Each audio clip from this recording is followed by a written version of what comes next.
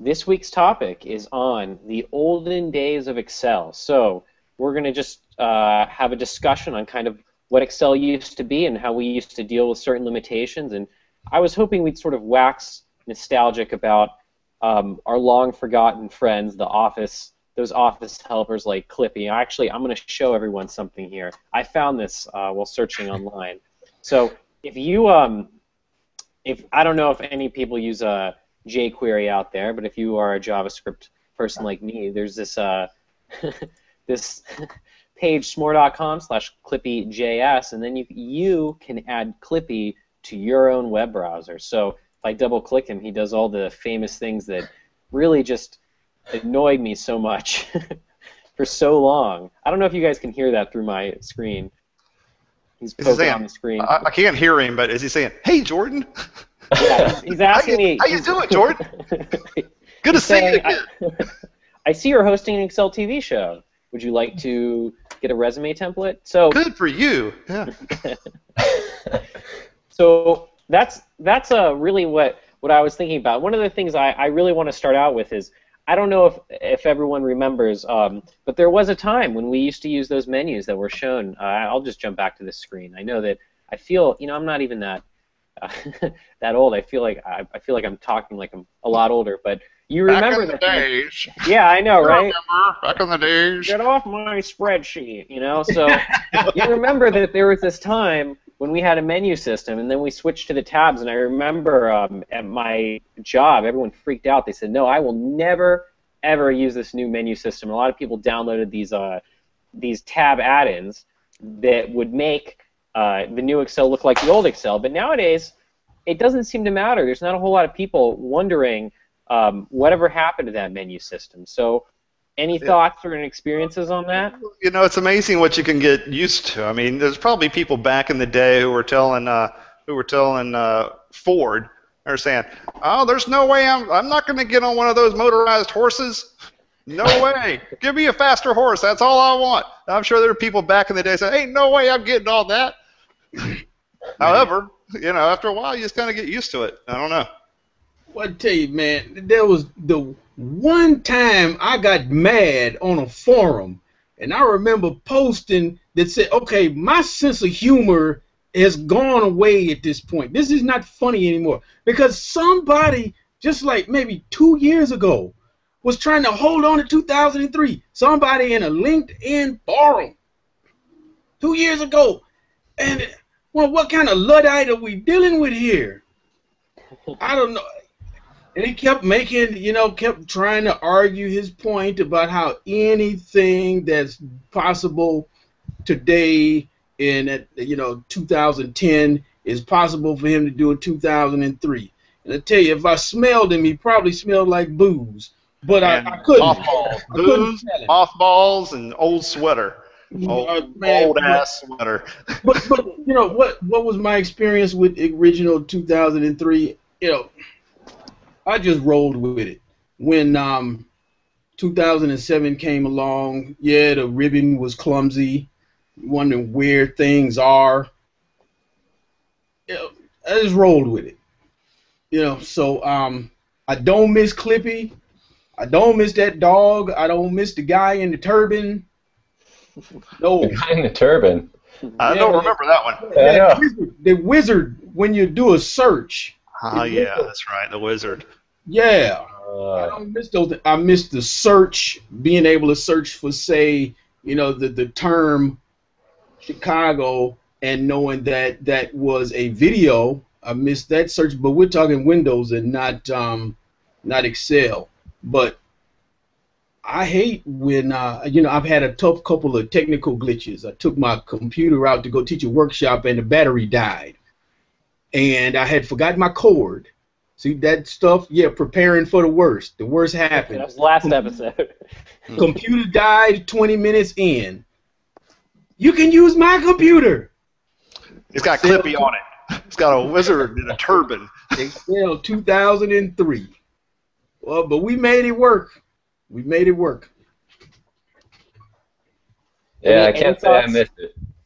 You don't miss it? No. I'm sure there was. probably one of the most heavily web searched items was how to disable Clippy. So I build a whole blog just. In fact, I bet the domain name's gone, but Yeah, how to disable Clippy.com. Yeah. Bet you it's taken, damn it. Yeah, that's the first thing I found. Yeah. Knocking on the screen and popping up and the eyebrows going. No, I'm trying to deal with people who are about to lose their professional licenses. I don't need no paperclip with eyebrows. Come on now. Oz, I think that your personality would make a great office assistant. I think that they should have made like an Oz style one. That'd be like, doot, doot, doot, doot, you know, in the hat. Hey there, partner. Yeah. How you doing? Are you working on a resume? Would you like me to add sriracha? No. Now, I tell you what, though. I've had the idea about Spreadsheet Rescue with John Toffer, right, with Bar Rescue, right? And then you have the guy come in there. What is this? This spreadsheet has no validation. None. What are you doing? Are you incompetent or you're just lazy? What is it? Oh, this is like the... You get all the validation in here, and you might see me tomorrow. Goodbye. This would be like Gordon Ramsay. It'd be like you. It'd be like all the new analysts coming in, the little junior analysts, and you're just berating the hell out of them, trying to see who can be the top of the hill. Yeah. Oh, I love it. But then at the end of the episode, see, you and I didn't get off to a good start 4 days ago. But I saw how you embraced the validation. And you know what? I told you to put those dependent drop-down lists in a table, and you did it. You did it. That showed me that you had heart, that you believed in your data and your business. Showed me something. You showed me something. That is exactly like him. Yeah, he's so much like Ramsey, but he's way worse. He just comes in and screams at everything. Yeah, I think that would be great for us, Excel TV. Yeah, so not only would it be good for us, but if Clippy could do what you just did, Clippy, that'd be awesome, man. That'd be awesome. So go ahead, Jordan.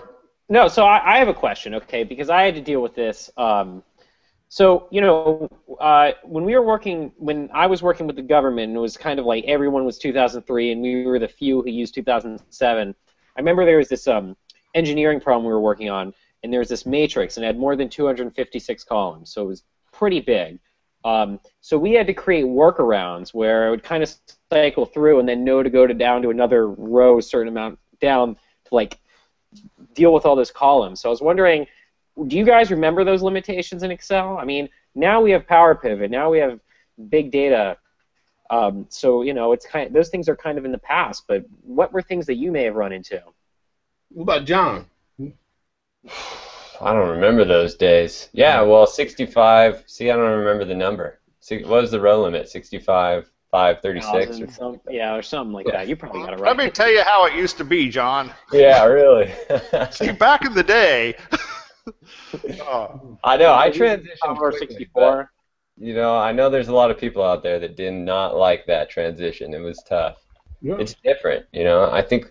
Plus, we come from kind of the finance accounting world where we're not always open to quickly change and take risks, right? So that has something to do with it. But yeah, it was definitely a big transition.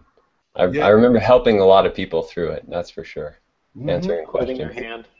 Yeah. Now, let's think. Now, you're talking about the limitations, Jordan. The big thing for me was the new formulas, because I've never dealt with large amounts of data. I've dealt with complex calculations that need to be made, data parsing, and so when sum ifs showed up, and I could stop using that fiddly sum product to do things based on multiple criteria, man, that was a time there.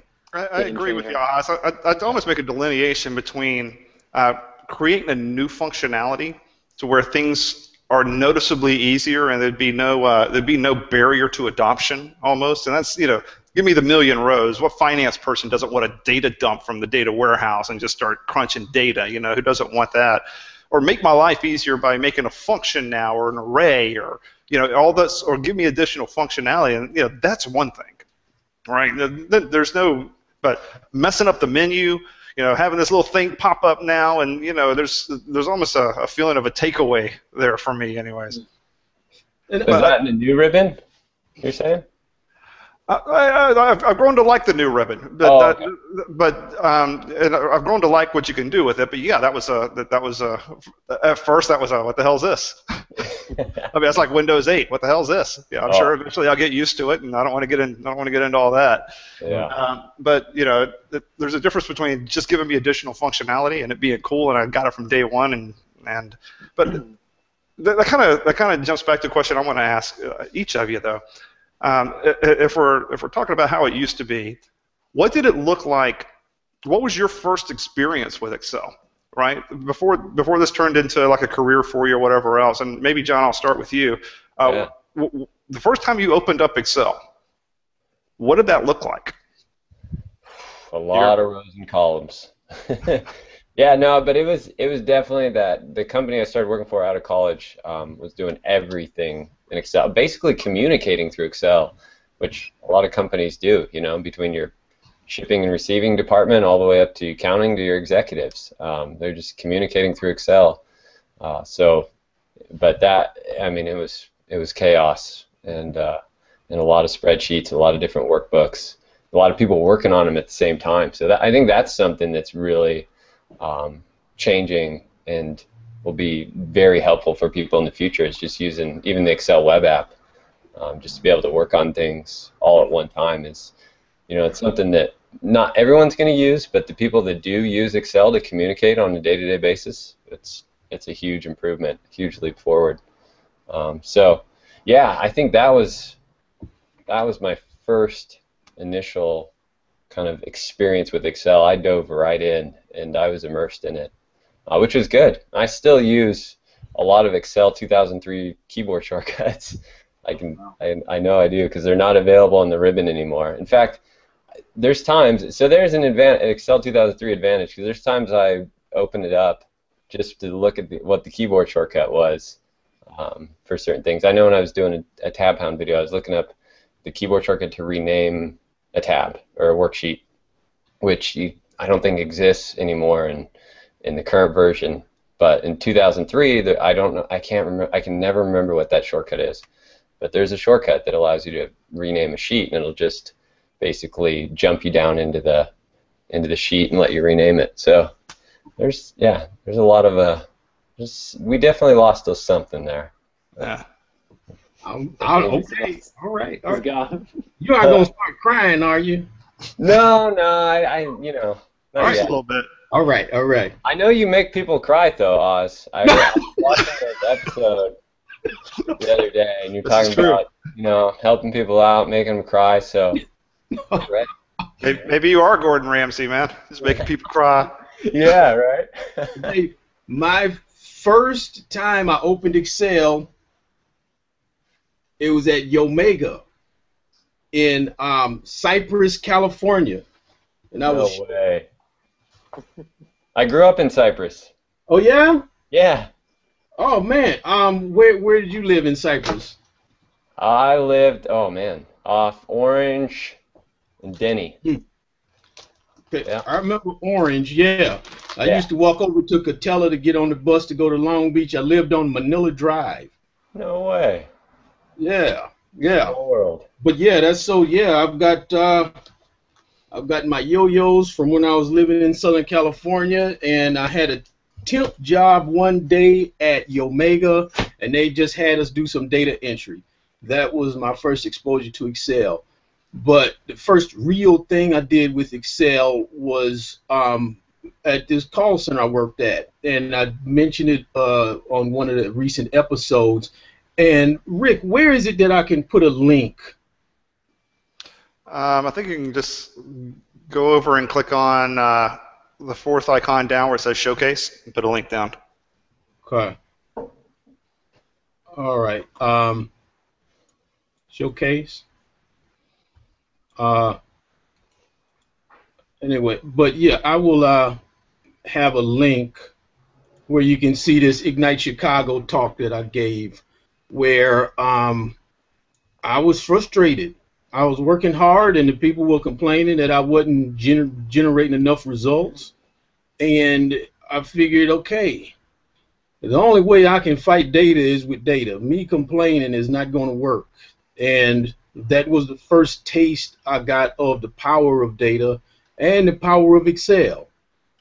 Because when you got somebody who's supposed to just shut up and just work harder or quit, and they show up with some data and some crappy pie charts and stuff, there is some effort that's going on there. And people listened, and there were some changes. And then that was really the start of things. It's not stopped since then. Well, you know, go ahead, Jordan. Oh, sorry, I didn't mean to jump in so quick, but all right. So, I really remember it in 3 different parts. Okay, so the first part was I was in 4th grade, and I remember we had just like upgraded to Novell and with Windows, and it's like 2003, 2003-ish. Yeah, it was about 2 years ago. This is right when they released A Million Rows. That's right. 4th grade for you. It was actually this was the last 3. This was like 3 weeks ago. Yeah, you still had the beard, everything. Right. Yeah.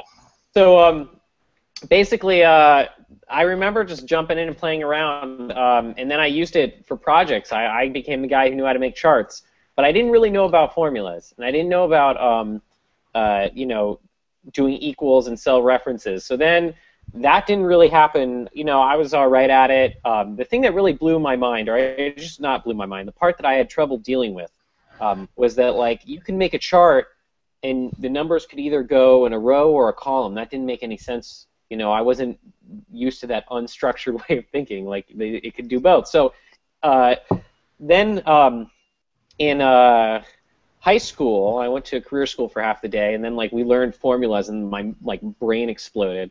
But I really didn't get to use it until I was in college, and I was an auditor for the Air Force as part of my co-op activities, and I thought I was going to do that for the rest of my life. When everyone sort of agreed, including me, that I was a terrible auditor, but I was really good at Excel, and I redid all their macros. So.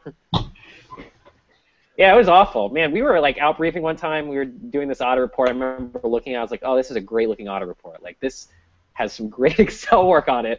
But I was like briefing it and telling them, you guys didn't do this and that. And then they yelled at me. They're like, how dare you come in here and say that? And I remember I was like, yeah, you're right. That is stupid. We shouldn't be dinging you for this. So I was a terrible auditor. So I know that's just a aside. That has nothing to do with anything.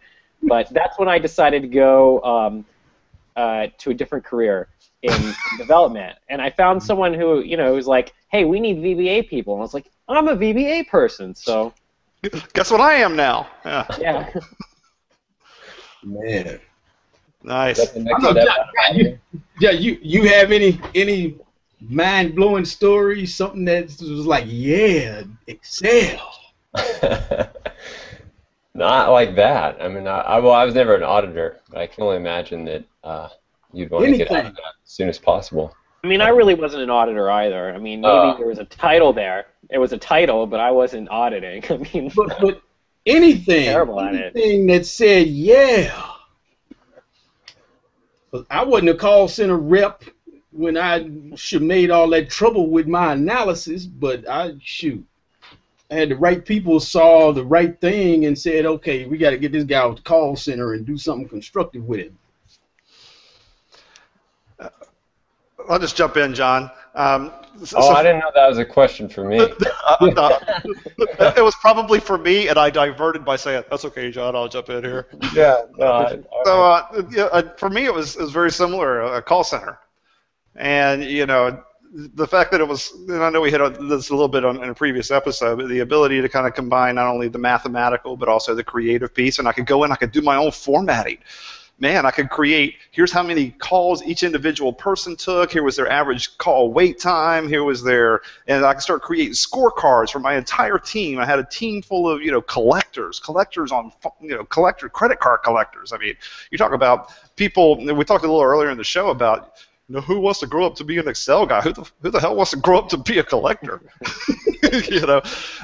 So, but anyway, and so you're managing them. You're saying, hey, I know you don't want to do this, but it's either this or you're manning the fries down at McDonald's.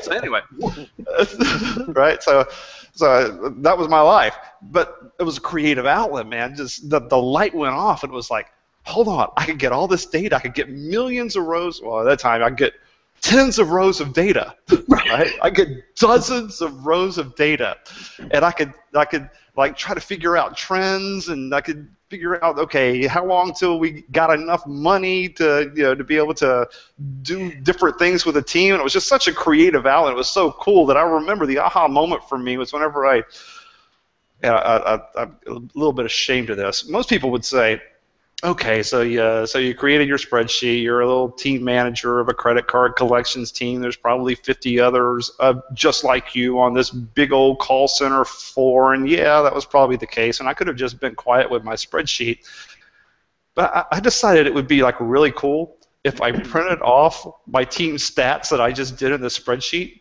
and not just post it on every single wall because they were good, right? The stats were good, but I'd also put it in every single person's mailbox. Yeah. So let's show off. And I put it in every single person's mailbox, every single team leader. It was, for me, it was just, I was like, oh, this is it. This is what I got to do. I've got to analyze data. Okay, but now. Bathroom too. What's that? Did you have it posted up in the bathroom? Heck yeah! Actually, one of my managers was so proud of it. She went to another one of the sites, and she was handing out the scorecards, and she gave them to some people who were going into the men's restroom and said, "Here, put this by the urinals." So everybody had them all around the urinals. It was awesome. Good stuff. Go ahead, Oz. Anything like that for you, John? What's up? Anything like that for you? Gosh, I don't remember anything like that. I mean, for me, it was just, like I said, total immersion in it. I had to learn it overnight, and fortunately, I learned it from some really smart people that knew a lot about Excel, and really fast. I think that's where I got into all these keyboard shortcuts and stuff. Was just I was working with some people that could just fly through Excel, and it was like either keep up, sink or swim kind of thing. So that helped me out a lot because I'm kind of a competitive person in nature, and I definitely, So